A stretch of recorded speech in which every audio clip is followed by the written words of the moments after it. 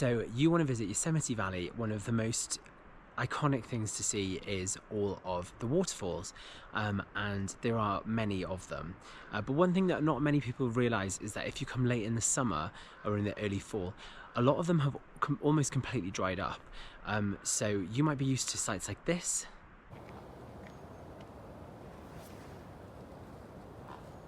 but the reality could be quite different. So today I'm going to take you, it's the 5th of September, and I'm going to take you for a little walk around Yosemite Valley, checking out all those iconic waterfalls, and show you what you might expect if you come towards the end of the summer here in Yosemite.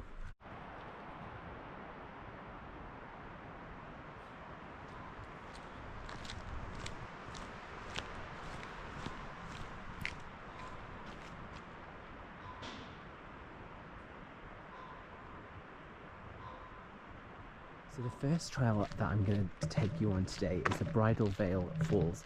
Now this one is, if you're coming from Wawona, it will be the first one that you reach.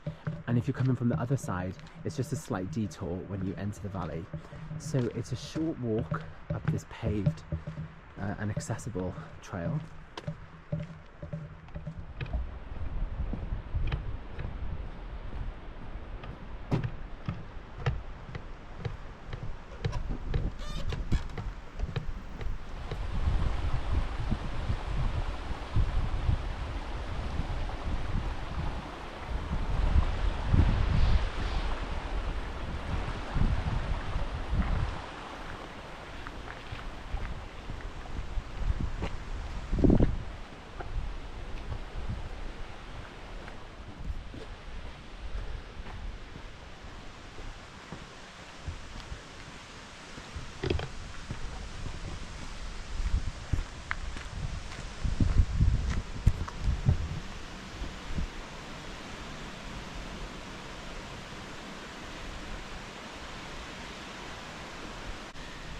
So here is Bridal Veil Falls.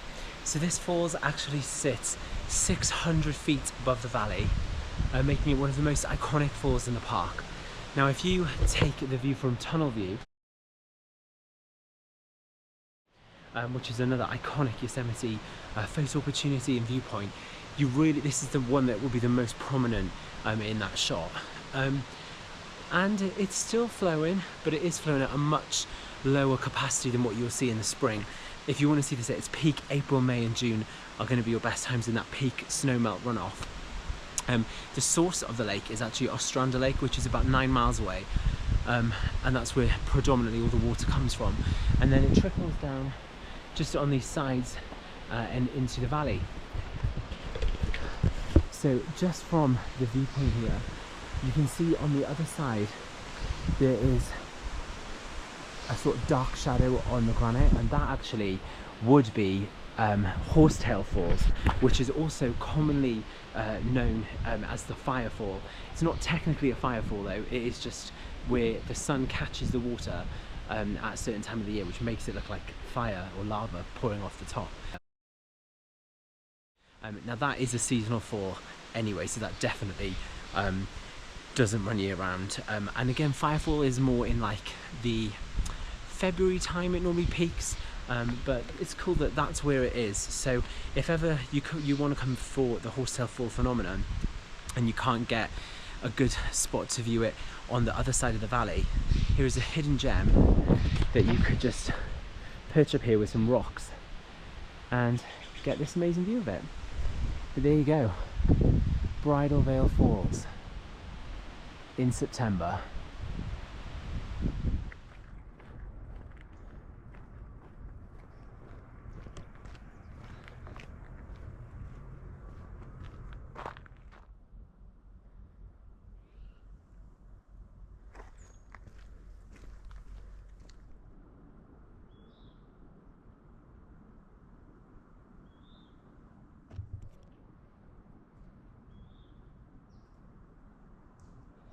So if you do visit Yosemite after Labor Day, unlike some of the national parks out west, it doesn't come to a complete like ghost town situation. There are still some bugs, by the way, hence the blowing, but it is considerably quieter than it was on my visits in the summer. And I guess weekends will still be very busy, and you actually still need reservations for weekends all the way through October.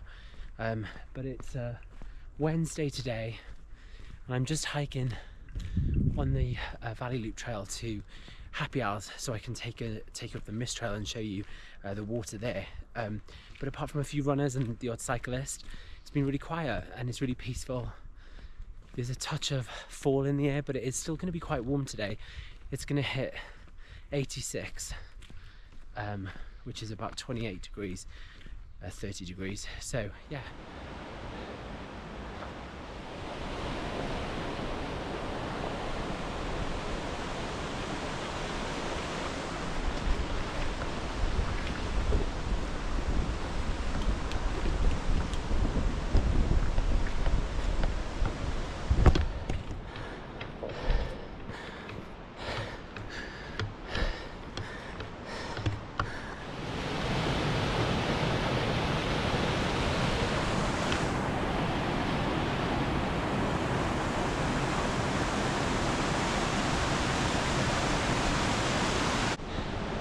So right up here would be Waterfalls, and it doesn't seem like there's any water there, at least that I can see. There will be probably a slight trickle, because it does pool into like a pond, and you can reach that if you fancy a really long hike by taking the 4-mile trail up to Glacier Point, or starting at Glacier Point and taking the Panorama Trail down to Illilouette Falls and Illilouette Creek, and then the Panorama Trail connects up to the top of the Mist Trail, and then you can take the Mist Trail or the John Muir Trail back to the valley. And there's a few videos all about that trail on my channel.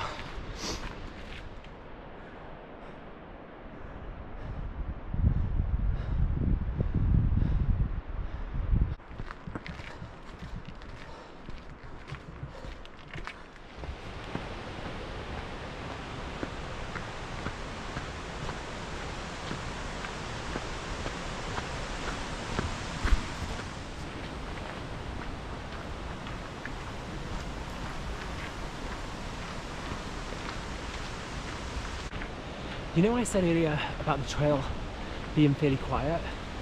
The same applies to this. I mean, it's 8:30 in the morning, but normally in the summer I wouldn't tackle this trail any later than 7 AM, and it really is considerably quieter today.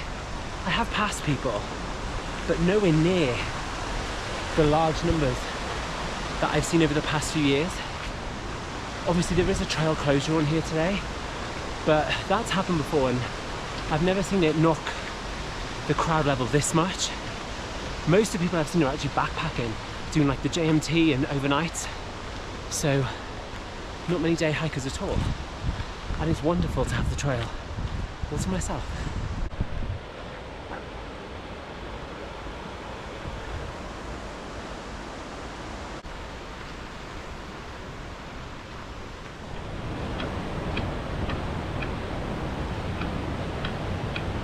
So I've now reached the steps section of the trail, and whilst there is a roar of water down in the river, this is bone dry.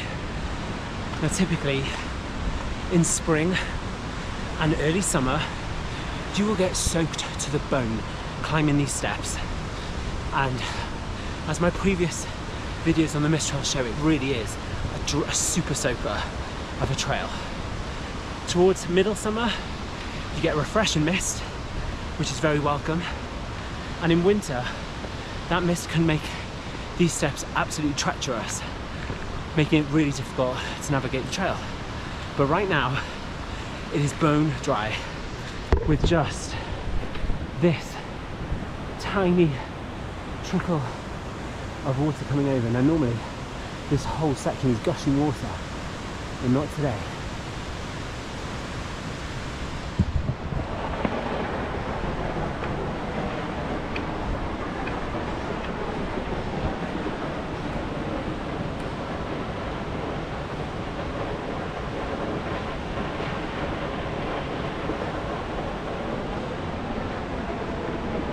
Now, one pro to this is this can be a really tough hike. So with it being dry, it's made it so much easier to navigate the trail.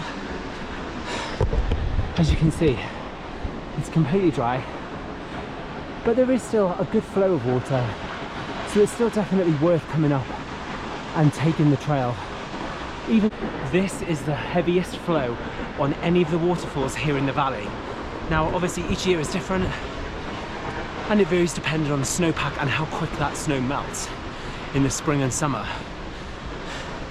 But if you want to see any kind of waterfall in September, this is your best bet.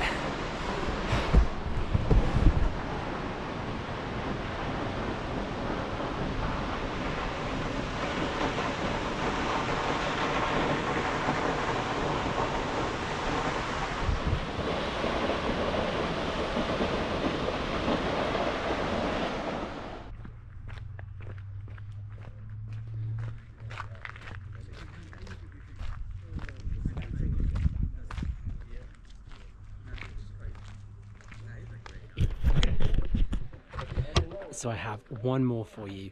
Now this is one of the most iconic short little walks to an incredible view in Yosemite, and normally this is packed, but it's dead today, and there is a reason for that.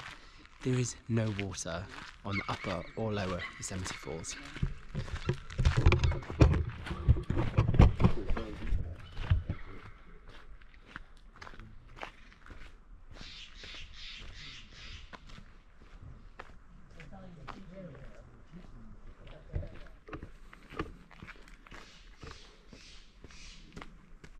So this 1 mile loop from Yosemite Lodge is normally packed.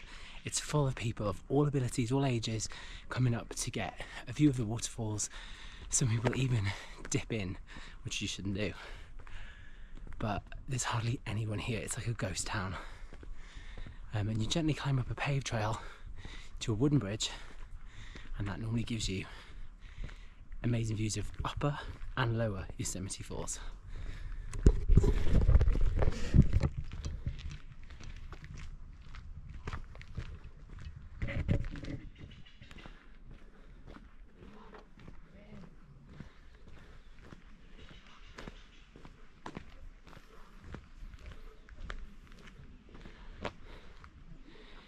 So it's just down here that you can normally see the falls.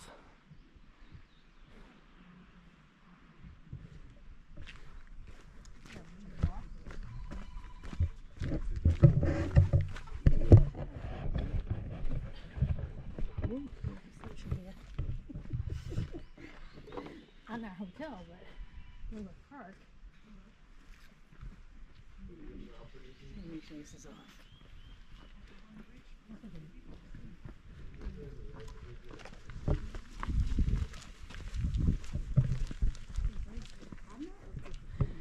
So I've seen this absolutely gushing with water to the point where you get a good misting here as well.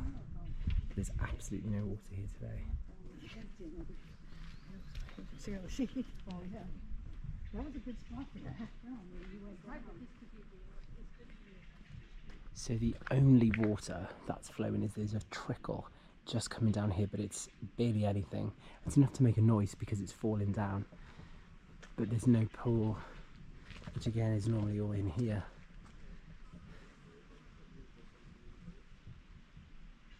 So remember when I was on the mist trail and I told you that if you want to see any kind of flowing water, that's your best bet.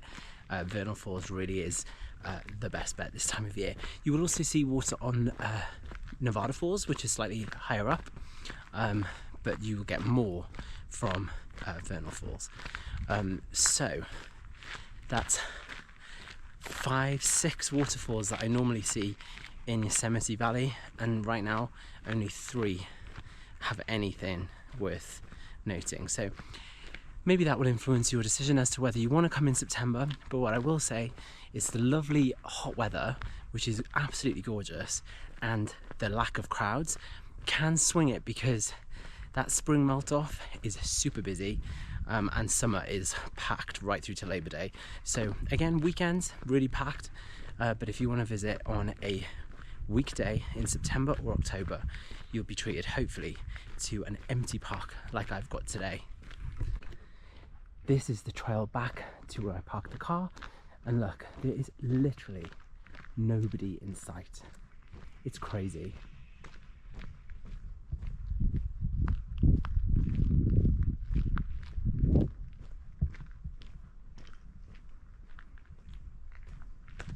So just to give you an indication of what the crowd levels are like, this car park is so empty. There's so many spaces everywhere. I mean, there's a truck right behind me, but just below you can see there's loads of room all along the other sides, space after space. So I hope that's given you an indication of what the crowd levels are like here in Yosemite in September and October on weekdays, and what to expect in terms of the waterfalls and crowds. Thank you so much for watching the video. I hope it's been beneficial and it's helped with your vacation planning or your trip to Yosemite. If you have any questions, please comment below. I'd be more than happy to answer anything. And please do hit the subscribe button and like the video because it really helps me out. And thanks for watching. See you soon.